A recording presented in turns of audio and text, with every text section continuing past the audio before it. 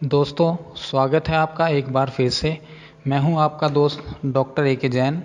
आज का हमारा टॉपिक बहुत ही ख़ास है। आज हम जीवन और मृत्यु पर बात करेंगे। आज हम बात करेंगे कि परमाणु हमले से कैसे बचा जाए। दोस्तों, आज के दौर में मनुष्य को जिस सबसे खतरनाक आफत का सामना करना पड़ सकता है वो है परमाणु बम हमला।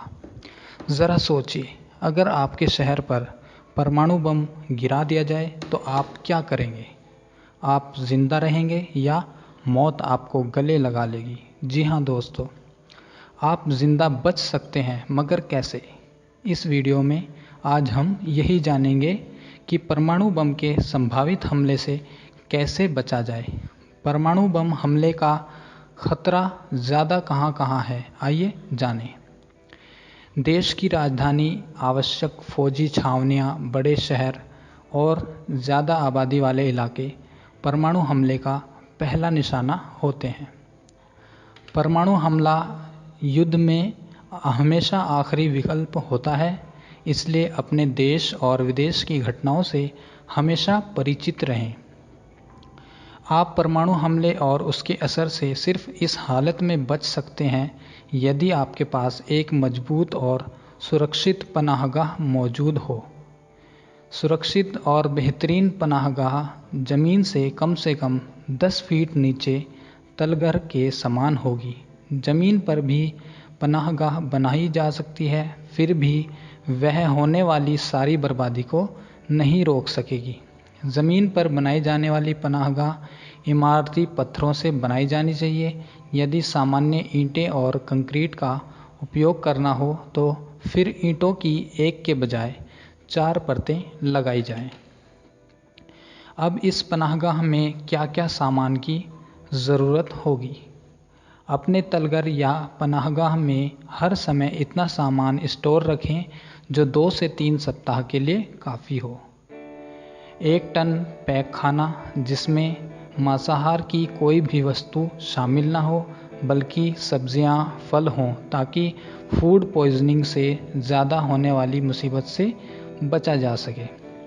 मिनरल वाटर की बोतलें, पानी का एक बड़ा टैंक जो नहाने के काम आएगा, एक रेडियो, क्योंकि आपका स्मार्टफोन एवं मोबाइल परमाणु हमले के पहले झटके के बाद ही नकारा और बेकार हो जाएगा।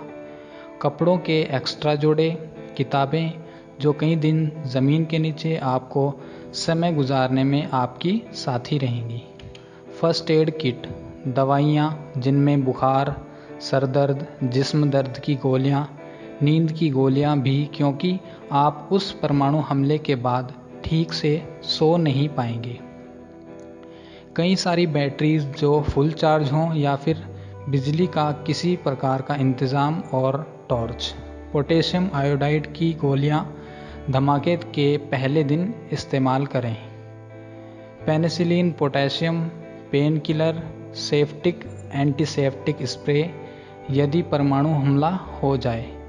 किसी भी हमले की स्थिति में जिंदा बच जाने का पहला उसूल यह है कि अपने दिमाग को ठंडा रखें और अपने आप को काबू में रखें। परमाणु हमला होने के 1 सेकंड के पश्चात आपको एक ज़ोरदार और भयानक धमाके की आवाज़ सुनाई देगी और फौरन प्याज की शक्ल का एक कई मीटर ऊंचा धुएं का तूफान नज़र आएगा।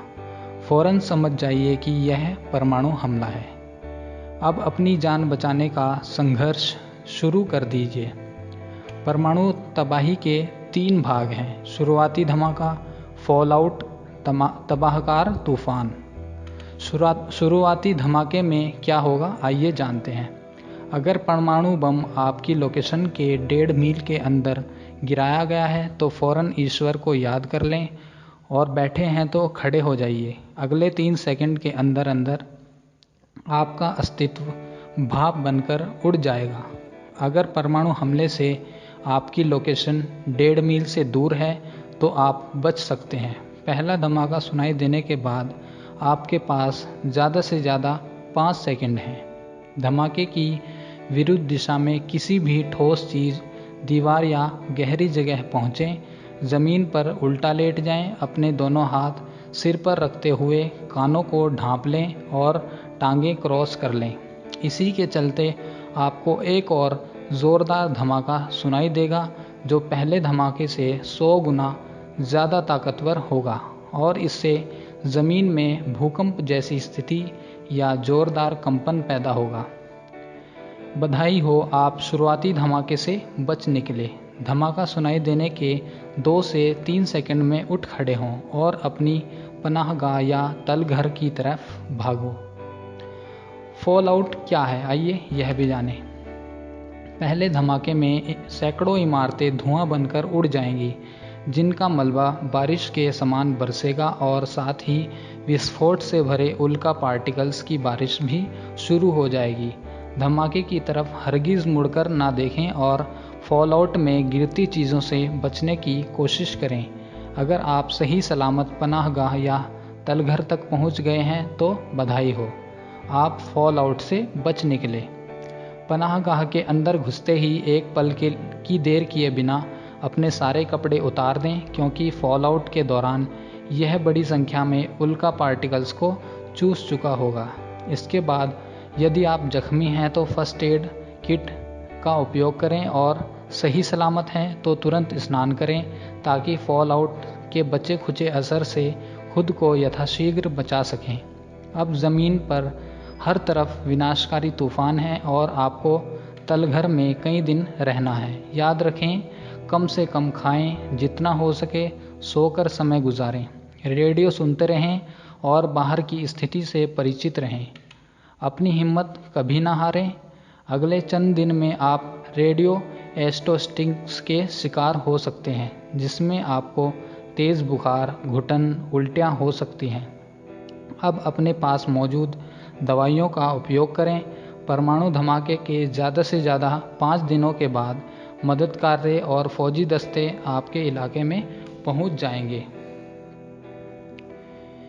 रेडियो सुनते रहें। जब आपको पूर्ण विश्वास हो जाए कि आपके इलाके में मदद कार्य शुरू हो चुका है तो बाहर निकलकर नज़दीकी मददकर्ता दस्ते से तुरंत संपर्क करें ताकि आपको परमाणु विस्फोट की चपेट में आए हुए इलाके से फ़ौरन बाहर निकाला जा सके। यदि कोई मददकर्ता दल आप तक न पहुंच सके तो कम से कम 20 दिन बाद अपने तलघर से बाहर निकलें।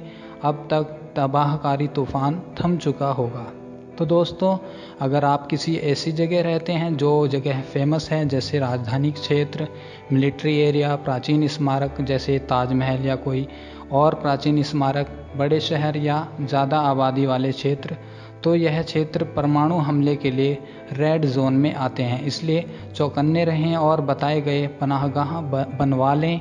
यह आपको संभावित परमाणु हमले से बचा सकता है, वरना आपका जीवन तबाह होना निश्चित है। दोस्तों, अगर यह वीडियो आपको अच्छा लगा हो तो इस वीडियो को प्लीज़ अपने दोस्तों में भी शेयर करें, क्योंकि आपकी यह इन्फॉर्मेशन किसी की ज़िंदगी बचा सकती है। इस चैनल को सब्सक्राइब भी कर लें। धन्यवाद।